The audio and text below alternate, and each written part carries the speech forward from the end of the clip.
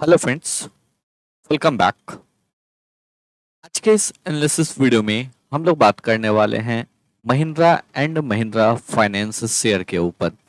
इस स्टॉक में एक अच्छा तेजी देखने को मिल रहा है, तो स्टॉक ऊपर की साइड में किस लेवल तक जा सकता है, आगे इस स्टॉक का क्या मोमेंटम होने वाला है, फंडामेंटली और टेक्निकली दोनों ही साइड से हम लोग बात करने वाले हैं। तो आप लोग जो है वीडियो को ध्यान से लास्ट तक जरूर देखिएगा, जिससे कि आप लोगों को भी सभी पॉइंट्स अच्छे से क्लियर हो जाए। तो चलिए अब एनालिसिस को स्टार्ट करते हैं। महिंद्रा एंड महिंद्रा फाइनेंस के शेयर के ऊपर अगर बात करेंगे तो स्टॉक जो है आज 1.36% के तेजी के साथ 319.65 के लेवल पे क्लोज हुआ है। लास्ट 1 मंथ की अगर बात करेंगे तो स्टॉक 5.44% की तेजी के साथ 1 मंथ के हाई पे ट्रेड कर रहा है, और लास्ट 6 मंथ की अगर बात करेंगे तो स्टॉक 10.6% की तेजी के साथ 6 मंथ के हाई पे ट्रेड कर रहा है। एक लार्ज कैप कंपनी है और साथ ही साथ स्टॉक का जो है मोमेंटम एक लो बीटा स्टॉक है, हाई बीटा स्टॉक नहीं है, तो इस वजह से आपको बहुत ज्यादा अपसाइड या डाउन साइड मूव देखने को इसमें बहुत कम मिलता है। स्लो एंड स्टडी स्टॉक जो है ऊपर की साइड मूव कर रहा है। लास्ट 1 ईयर की अगर बात करेंगे तो 9.2% की तेजी के साथ स्टॉक ट्रेड कर रहा है। तो चलिए अब आगे हम लोग कुछ और इम्पोर्टेंट पॉइंट्स के ऊपर बात करते हैं, लेकिन अगर अभी तक आप लोगों ने टेलीग्राम ग्रुप को ज्वाइन नहीं किया है तो टेलीग्राम ग्रुप को ज्वाइन कर लीजिए। यहाँ पे हम लोग रेगुलर बेसिस पे सभी इम्पोर्टेंट चार्ट्स को पोस्ट करते रहते हैं, जहाँ पे कि एक अच्छा ब्रेकआउट देखने को मिलता है, जहाँ पे कि एक अच्छा मोमेंटम आने वाले समय में देखने को मिल सकता है। साथ ही साथ डेली निफ्टी, बैंक निफ्टी का भी लेवल्स हम लोग यहाँ पे end of the day post करते रहते हैं। इसके साथ ही जिस किसी भी चार्ट में मोमेंटम देखने को मिलता है उन सभी चार्ट्स को हम लोग यहाँ पे पोस्ट करते रहते हैं।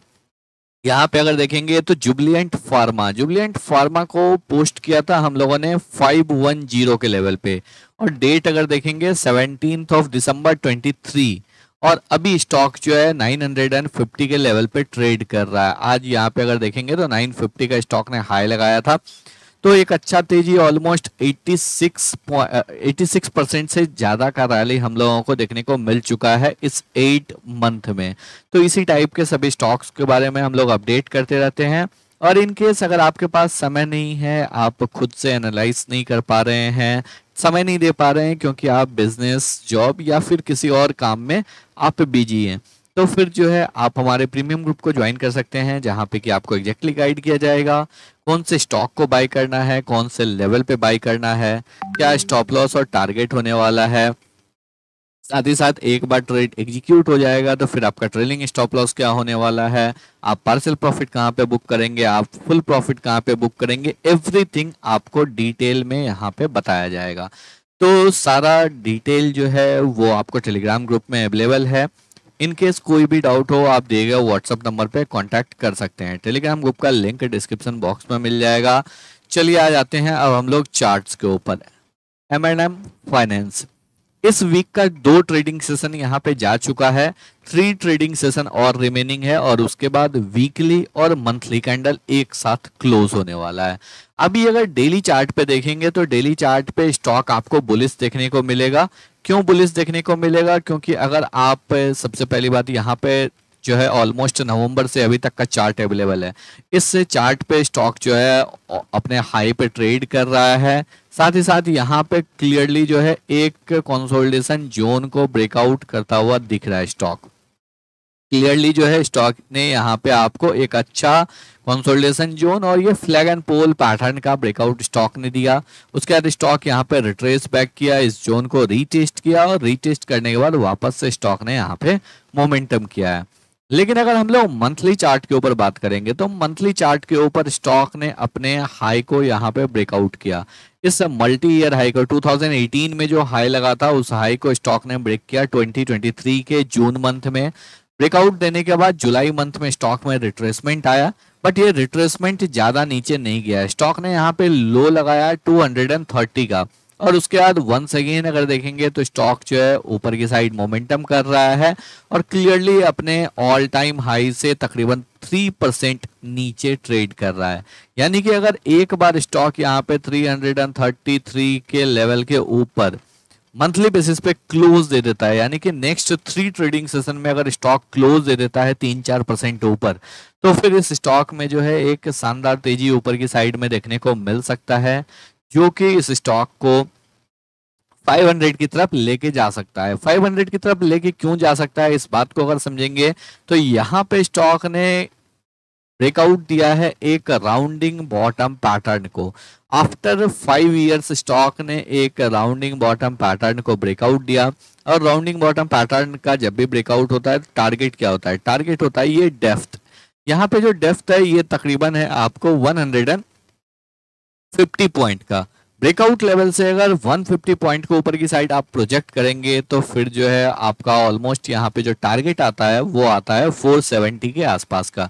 तो नियरेस्ट राउंड लेवल को टच करने के लिए जा सकता है, यानी कि स्टॉक जो है इजीली 500 की तरफ मोमेंटम कर सकता है।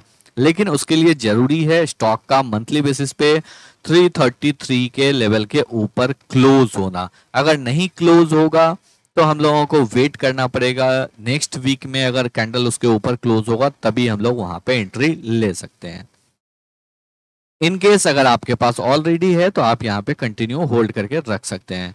चलिए अब बात करते हैं फंडामेंटली स्टॉक के ऊपर। फंडामेंटल लेवल्स की अगर बात करेंगे तो स्टॉक एक लार्ज कैप कंपनी है, 39,551 करोड़ का मार्केट कैप है।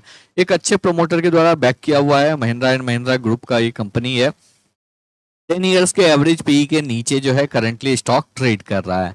रिटर्न ऑन इक्विटी 10% का है, रिटर्न ऑन कैपिटल एम्प्लॉयड 8.74% का है। बुक वैल्यू कंपनी का 161 का है, तो अपने बुक वैल्यू के 2 टाइम्स स्टॉक जो है यहाँ पे ट्रेड कर रहा है। अगर हम लोग यहाँ पे कंपेरिजन करेंगे इस पर्टिकुलर कंपनी को और सभी कंपनी से, तो डेफिनेटली आपको यहाँ पे दिखेगा जो कंपनी का आरओई कम है।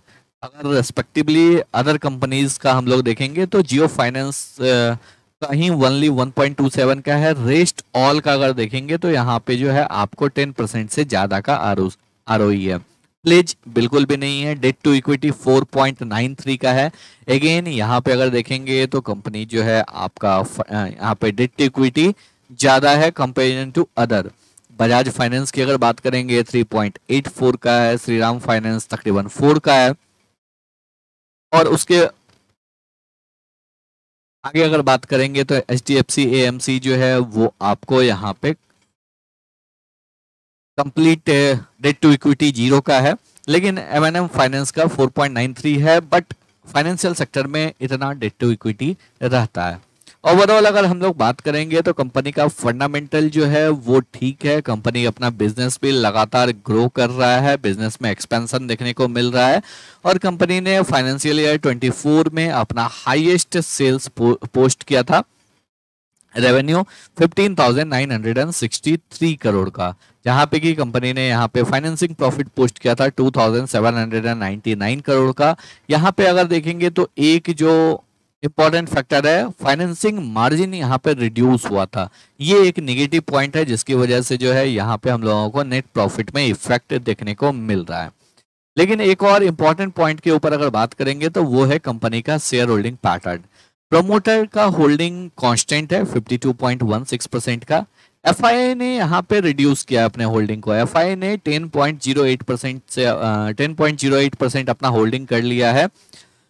प्रीवियस 3 क्वार्टर से अगर देखेंगे तो सितंबर 2023 के बाद से लगातार एफआईआई का होल्डिंग डिक्रीज हो रहा है। लेकिन इंटरेस्टिंग बात यह है, जो सितंबर 2023 के बाद अगर देखेंगे तो लगातार डीआईआई यहाँ पे बाई कर रहे हैं, और डीआईआई में भी अगर देखेंगे तो यहाँ पे एलआईसी जो है अपने स्टेक को इंक्रीज कर रहा है।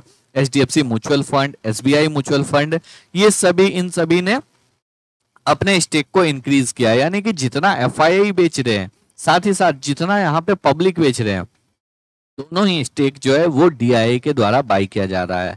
तो पब्लिक पार्टिसिपेशन कम हो रहा है, डीआईआई बाई कर रहा है, ऑलरेडी प्रोमोटर के पास अच्छा स्टेक है, कंपनी का बिजनेस जो है लगातार इंप्रूव हो रहा है, बिजनेस एक्सपेंशन हो रहा है, टेक्निकली अच्छा दिख रहा है, तो स्टॉक में एक अच्छा तेजी हम लोग एक्सपेक्ट कर सकते हैं। तो आई होप आप लोगों को सभी पॉइंट्स जो है बिल्कुल अच्छे से क्लियर हो गए होंगे। तो अगर आप लोगों को वीडियो पसंद आया हो, एनालिसिस अच्छा लगा हो, वीडियो को लाइक करके चैनल को सब्सक्राइब जरूर कर लें।